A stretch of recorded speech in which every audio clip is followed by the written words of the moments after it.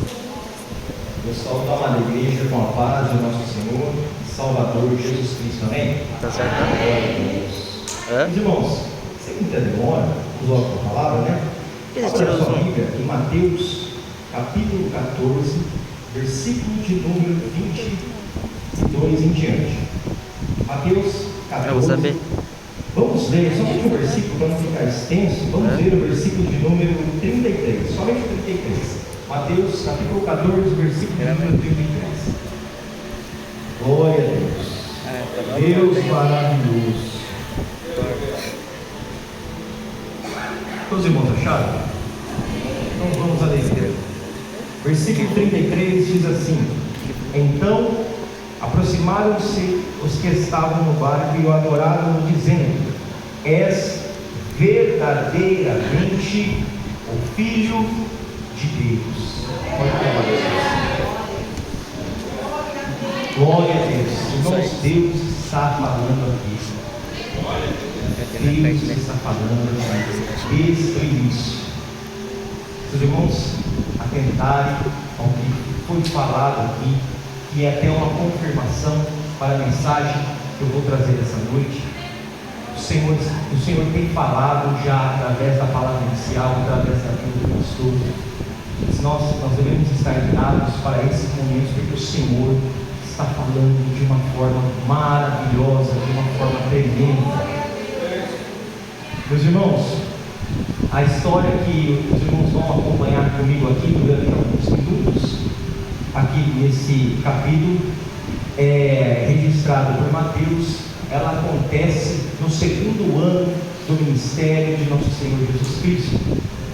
Jesus teve um ministério de 3 anos, e nesse segundo ano ele sobe a uma região que tem por nome chamado Galileia. A Galileia, ela ficava ao norte da Judéia. Era Judéia, depois era Samaria e depois Galileia. Para encontrar essa divisão, basta lermos João capítulo 4, versículos 13 em diante. Jesus iria da Judéia para a Galileia, mas era necessário passar por Samaria. Quando Jesus estava na Galileia, ele realizou vários milagres. Foi aqui na Galileia, em Cafarnaum, que ele cura o servo do centurião. É aqui na Galileia que ele cura a filha de Jairo.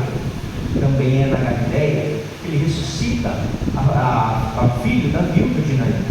É também na Galileia que ele cura a sogra de Pedro, que ele expulsa demônios, que ele faz dezenas de milagres. É aqui na Galileia.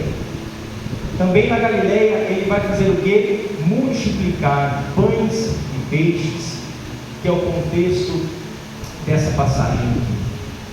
Havia reunido pessoas, milhares de pessoas com fome, e o Senhor Jesus Cristo, como é aquele que cuida, ele pega e sustenta aquelas pessoas com pouco, que aos olhos humanos não era nada, mas ele pega, faz virar muita coisa, e ele alimenta, conforme diz o versículo de número 21, 5.000 homens, fora as mulheres e as crianças. Ao terminar de alimentar essas pessoas ali na região da Galileia, Jesus estava ali à beira-mar, fala para os discípulos, que os discípulos acompanhavam Jesus Cristo, aonde Jesus andava, os discípulos estavam juntos. Então, olha quantos milagres eles presenciaram na vida deles, aos olhos deles ali, Jesus curando e os discípulos juntos. Se nós queremos presenciar milagres, se nós queremos presenciar experiências impactantes e maravilhosas, devemos andar junto com o Mestre Jesus. É o Mestre Jesus que vai fazer a gente ver aquilo que o homem não vai fazer nós vermos. Que coisa maravilhosa ver um morto ali ressuscitando. Os discípulos tiveram esse impacto maravilhoso.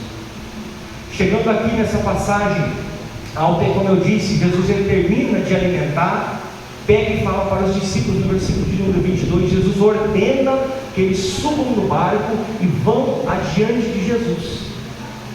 A palavra ordenar ali, que é enexen, ela significa ordenar, ela significa de uma forma forte, é para ir, vai, eu estou mandando eles.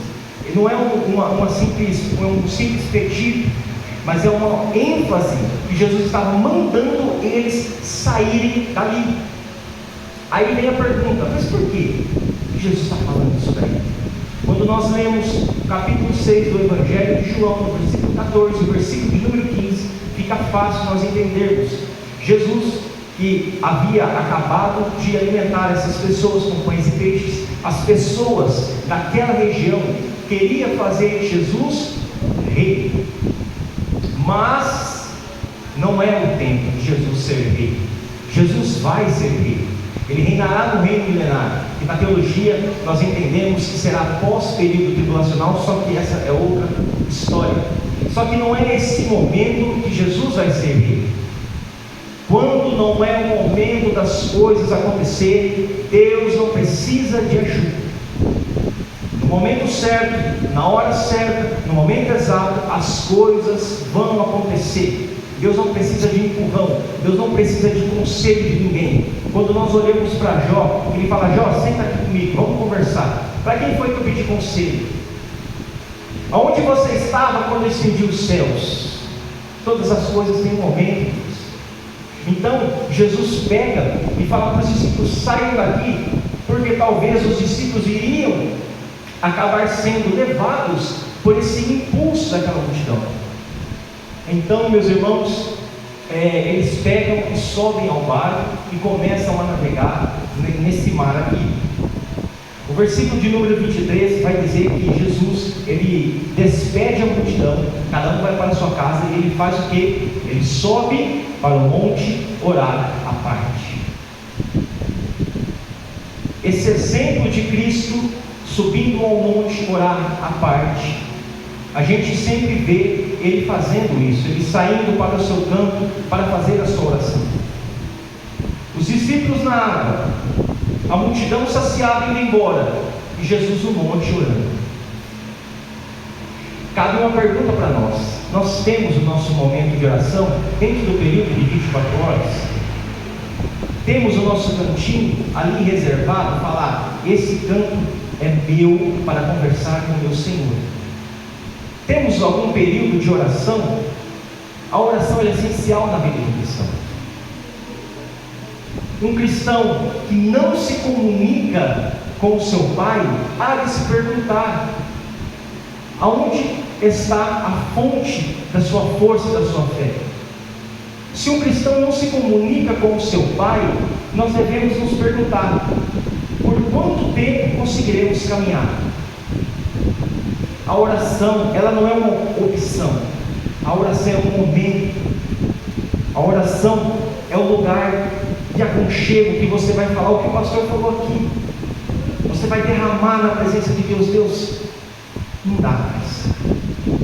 A oração é aquele momento que você vai expor tudo e vai ouvir também, é aquele momento de intimidade. Jesus estava ali orando até pelos discípulos que ele enviou à frente. Então, meus irmãos, tenham um momento de oração todos os dias. Temos o nosso momento para trabalhar, temos o nosso momento para conversar com a esposa, com o esposo, com o filho, com a filha, para ver alguma coisa na TV, mas temos que ter um momento do Senhor. Nós precisamos desse momento.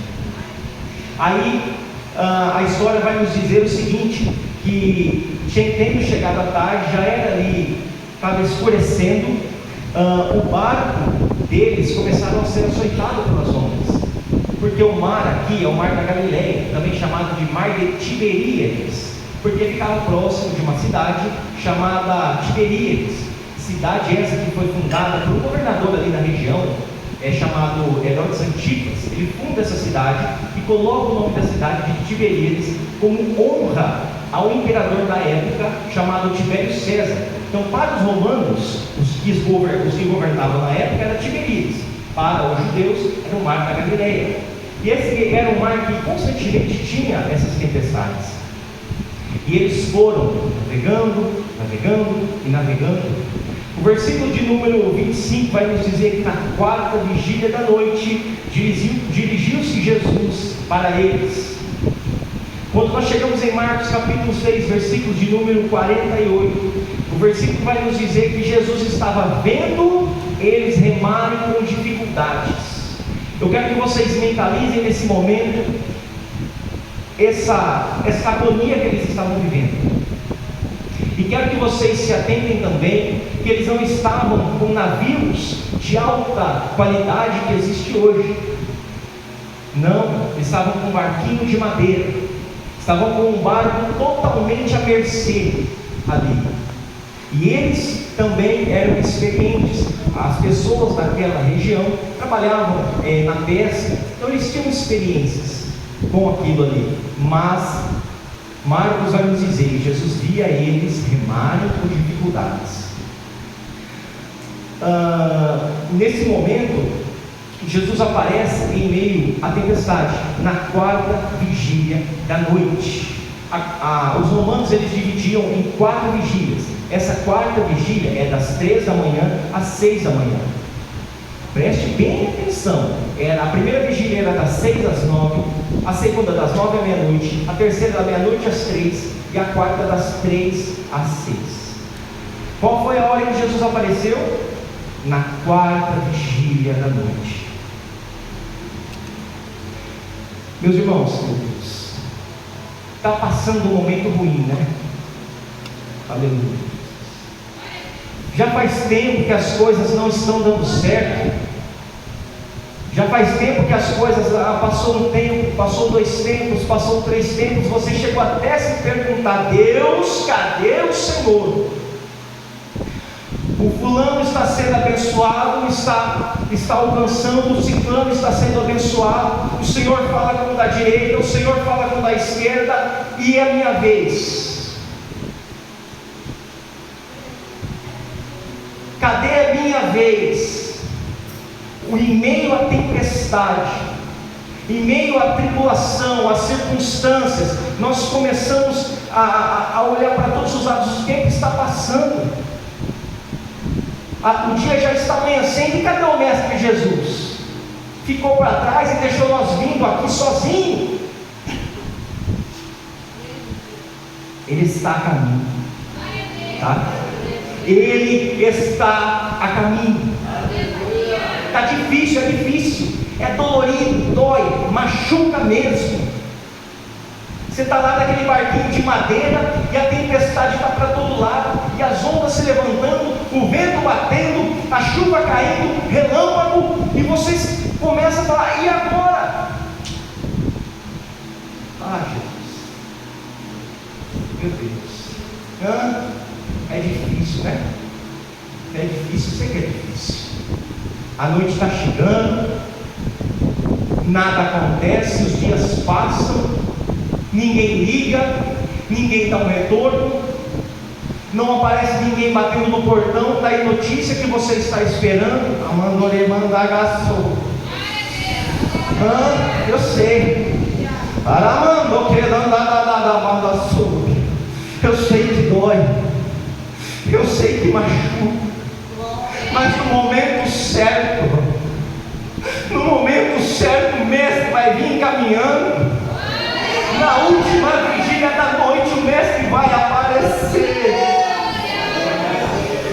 Espera só um pouquinho, espera só um pouquinhozinho assim. Jesus, meu Deus, espera, dói, chora. Você acha que Deus não viu você chorando? Ele viu, sentado, chorando no sofá, na cozinha, no quarto, Ele viu. Só que as coisas acontecem não no nosso tempo. Nós não conseguimos falar para Jesus: Jesus, aparece na primeira parte da vigília, aparece na segunda, aparece na terceira. Não, Ele vai aparecer, só que tem um tempo certo. Existem tempestades na vida que não são para repreensão, como aconteceu na vida de Jonas. Jonas ele queria sair dos caminhos de Deus, não queria ir para Nínive. Aí Deus manda uma tempestade e fala: você vai, rapaz, quem manda sou eu. Vai e acabou. Então há tempestades que são para correção, mas há tempestades que são para amadurecimento. Essa tempestade aqui é para amadurecimento. É no meio da tempestade que o amadurecimento vem, meu Deus. É na tempestade que você se conhece e conhece Jesus. Enquanto as coisas caminham de uma forma fácil, o amadurecimento ele não vai vir. Por quê? Porque é mediante dificuldades que ganhamos experiência. A sua prova não é para correção, a sua prova é para te amadurecer. Há coisas em você que precisam ser tiradas, há pensamentos que precisam ser arrancados, há vontades que precisam ser tiradas. E Deus fala assim: ó, eu estou tratando com você, porque eu quero colocar em você a minha vontade, o meu pensamento, o que eu quero em você. Aleluia, Jesus. Então, no meio da dificuldade, Deus está trabalhando na sua vida. Na quarta vigília da noite, Ele vai aparecer. Você acha que Deus não sabe que você tem algum problema, alguma dificuldade, alguma doença, seja essa doença física, emocional, seja ela espiritual? Deus sabe. Os problemas estão acontecendo, mas até tristezas servem para nos mudar. Decepções com pessoas servem para nos mudar. Porque às vezes nós confiamos nos outros. É normal do ser humano, a pessoa chega perto de você, conversa, nós não conhecemos o coração. Aí de repente vem aquela nas costas. Deus sabe, tá? Ele sabe. Está acontecendo isso daí para você amadurecer e saber: é Jesus. O apoio, as circunstâncias, os momentos de dificuldade, o nosso apoio é Jesus. O salmista vai dizer, se eu não me engano, no Salmos 14, que uns confiam em carros, outros em cavalos, mas nós confiamos no Senhor dos Exércitos. Amém? É o Senhor dos Exércitos. Não é o quanto ganha, não é o trabalho, não é o amigo que tem influência lá na empresa, não. É Jesus. A história vai nos dizer o seguinte: que quando eles veem Jesus, eles acham que é um fantasma, eles gritam. Por quê? Porque está à noite, 3, 4 horas da manhã, uma pessoa andando sobre o mar. Eles gritaram de medo. Jesus fala assim, no versículo 27, ele falou dizendo: tende bom ânimo, sou eu, não temais. Ah, Deus, está entendendo, crente? Está entendendo, crente? Jesus aparece quando as coisas estão difíceis mesmo, quando as coisas estão impossíveis. Ele chega naquele momento. Enquanto está no teu alcance, Ele vai deixando você fazer, Ele vai deixando você tentar conseguir. Mas quando as coisas chegam no momento que você fala: nós vamos morrer, acabou, as coisas não vai mais acontecer, acabou tudo, perdi emprego, perdi isso, perdi aquilo, acabou as coisas em casa, o meu filho está perdido, acabou tudo. Mas na quarta vigília da noite Ele aparece e fala: tende bom ânimo, sou eu,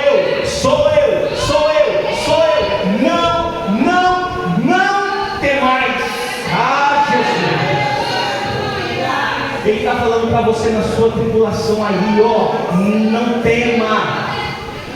O problema está te moldando, o problema está moldando o caráter, o problema está trazendo um amadurecimento. Você, a hora que acabar essa tribulação, você vai ver como a sua vida vai estar transformada, vai ser uma nova pessoa, um novo ser humano, um novo crente, andando por cima das águas. Meu Deus, ei Jesus, maravilhoso, aleluia. As tribulações vêm, irmãos. Vem, mas calma, ele vai vir. Ele vai vir. Ele vai vir. Aleluia. Aí o texto vai nos dizer o seguinte: que Pedro, olha como Pedro é usado. Dentre os apóstolos de Jesus ali, o Pedro era mais ousado. Ele era muito para frente, Pedro. Os outros eram mais adeiros, mas Pedro já tomava a dianteira. Aí Pedro vai falar o seguinte: Senhor, se és tu, manda me ter contigo. Aí Jesus fala o seguinte: venha. E Pedro, descendo do barco, andou sobre as águas para ir ter com Jesus. Ei, é na tribulação, é no momento da tempestade que o mistério acontece, meu irmão. É na tribulação, é nas águas mexendo, é no desespero que Jesus te chama para o mistério. É no momento da dificuldade que Jesus vai te chamar para andar por cima das águas. E Ele te chama essa noite: sai dessa proteção de barco de madeira. Esse apoio que você está segurando é de madeira. Imagina Pedro naquela circunstância lá no barquinho, segurando ali para sair de cima daquilo ali. Ele só tinha aquele apoio, aquela madeira ali, ela iria quebrar. Mas a fé é isso daí. A fé é ouvir a voz do Mestre e viver o sobrenatural. É largar do apoio de madeira. Esse apoio que você está segurando é de madeira. Jesus fala: solta isso daí. Solta esse apoio de madeira, põe o joelho no chão, porque eu estou te chamando para o mistério, eu estou te chamando para o renovo, eu estou te chamando para o fortalecimento, eu estou te chamando para uma mudança. Solta o apoio de madeira. É hoje. Hoje é o dia de soltar esse apoio de madeira, esse barquinho que vai quebrar, tá? O barquinho vai quebrar. Hoje é o dia de você receber esse renovo espiritual que você tanto estava pedindo. Jesus, eu não sinto mais a tua presença. Jesus, eu não faz tempo que eu nem falo mais em língua. Então essa noite o Senhor Jesus vai te encher. Essa noite você vai sentir o Espírito Santo na sua vida. Aleluia. Qual que é a atitude de Pedro? Pedro desce. Cabra é fera. Os outros ficam lá só aqui um lado do outro. Pedro fala o quê? Pezinho na água, vai embora. Ele andou sobre as águas. Para andar sobre as águas tem que ouvir e obedecer. Tá? Quer viver o mistério? Quer viver a transformação? Se o mestre está chamando, vai. O mestre está chamando, sai de cima do barco e caminha sobre as águas. Vai afundar, não vai. Mas vai afundar, não vai. Pode ir, o mestre está chamando. É agora, o momento do sobrenatural é na dificuldade. Pedro desce, anda sobre as águas. É agora, meus irmãos, é agora. É no momento do aperto, do choro, quando todos estão te esquecendo, porque acontece esse momento da solidão. Mas eu estou sozinho, humanamente você está sozinho. E é necessário que esse momento você fique sozinho, porque pessoas ao seu redor vão te dar conselhos errados, você vai tomar a decisão errada, vai caminhar para o lugar errado e vai terminar no lugar que não deveria ter terminado. Então fique sozinho no seu momento. O momento é agora de ficar sozinho e ouvindo demais os outros, tá? Está ouvindo demais o conselho do fulano, do ciclano e do Bertrano, e esqueceu de ouvir Jesus. A dificuldade, a tribulação, a tempestade é o momento de ouvir Jesus. Ninguém vai conseguir te tirar daí. Eles eram habilidosos, nem a sua habilidade, tá? Nem a minha habilidade consegue me tirar daquele momento. Eram pescadores, sabiam remar, sabiam como enfrentar, mas não, teve que aparecer o mestre. Há momentos na dificuldade da vida da gente que as habilidades não vão dar conta. Podemos falar bem, podemos se expressar bem, podemos ter boas habilidades profissionais, mas há momentos da dificuldade que isso daí não serve para nada.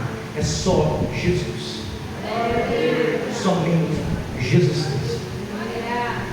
Pedro anda e ele começa a afundar. Por quê? Porque infelizmente Pedro, ele olha para as ondas.